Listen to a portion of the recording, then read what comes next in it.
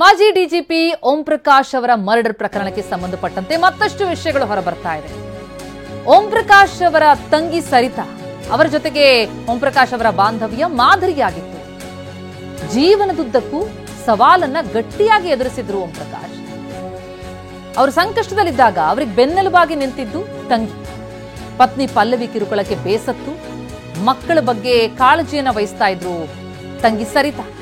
ಓಂ ಪ್ರಕಾಶ್ ಅವರ ಮಕ್ಕಳ ಬಗ್ಗೆ ಕಾಳಜಿ ವಹಿಸಿದ್ದು ಅವರ ತಂಗಿ ಸರಿತಾ. ಕೃತಿಕಾ ಮತ್ತು ಕಾರ್ತಿಕೇಶ್ ಚಿಕ್ಕವರಿದ್ದಾಗ ಮನೆಗೆ ಕರೆಸ್ಕೊಂಡು ಅವರೇ ಕಾಳಜಿ ತೋರ್ತಾ ಇದ್ರು. ಅಣ್ಣನ ಮಕ್ಕಳನ್ನ ತಮ್ಮ ಮನೆಗೆ ಕರೆಸಿ ವಿಶೇಷ ಕಾಳಜಿ ತೋರ್ತಾ ಇದ್ರು. ರಜಾದಿಂದಲಂತೂ ದಾಂಡೇಲಿಯಲ್ಲಿರುವಂತಹ ಸರಿತಾ ಮನೆಗೆ ಭೇಟಿ ಕೊಡ್ತಿದ್ರು ಮಕ್ಕಳು. ಅತ್ತೆ ಸರಿತಾ ಮನೆಗೆ ಹೋಗ್ತಾ ಇದ್ರು ಕಾರ್ತಿಕೇಶ್ ಮತ್ತು ಕೃತಿಕಾ. ಆದ್ರೆ ಸರಿತಾಳ್ ಮನೆಗೆ ಪತ್ನಿ ಪಲ್ಲವಿ ಹೋಗ್ತಿರ್ಲಿಲ್ಲ. ಓಂ ಪ್ರಕಾಶ್ ಅವರ ತಂಗಿ ಸರಿತಾ ಮನೆಗೆ ಓಂ ಪ್ರಕಾಶ್ ಪತ್ನಿ ಪಲ್ಲವಿ ಹೋಗ್ತಾ ಇರಲಿಲ್ಲ. ಸರಿತಾ ಜೊತೆಗೆ ಪಲ್ಲವಿ ಮಾತು ಕೂಡ ಆಡ್ತಿರ್ಲಿಲ್ಲ. ಅಭಿ, ಪಾರ್ಟ್ನರ್ಶಿಪ್ ಫರ್ಮ್ ಸ್ಟಾರ್ಟ್ ಮಾಡ್ಬೇಕಾ ಅಥವಾ ಪ್ರೈವೇಟ್ ಲಿಮಿಟೆಡ್ ಕಂಪನಿ ಸ್ಟಾರ್ಟ್ ಮಾಡ್ಬೇಕಾ? ಕನ್ಫ್ಯೂಷನ್ ಯಾಕೆ? ಒಬ್ಬ ಎಕ್ಸ್ಪರ್ಟ್ ಜೊತೆ ಮಾತಾಡು. ಎಕ್ಸ್ಪರ್ಟಾ? ಎಲ್ಲಿ? ಬಾಸ್ ವಾಲಾ. Be the boss. Om Prakash ಅವರು ಕೆಲಸದ ಮೇಲೆ ಹೊರ ಹೋದಾಗ ಆಸರೆಯಾಗಿದ್ದು ಸರಿತಾ. ಓಂ ಪ್ರಕಾಶ್ ಅವರ ಇಬ್ಬರು ಮಕ್ಕಳಿಗೆ ಕೊಲೆಯಾದ ಓಂ ಪ್ರಕಾಶ್ಗೆ ಇಬ್ಬರು ಸಹೋದರರಿದ್ದಾರೆ.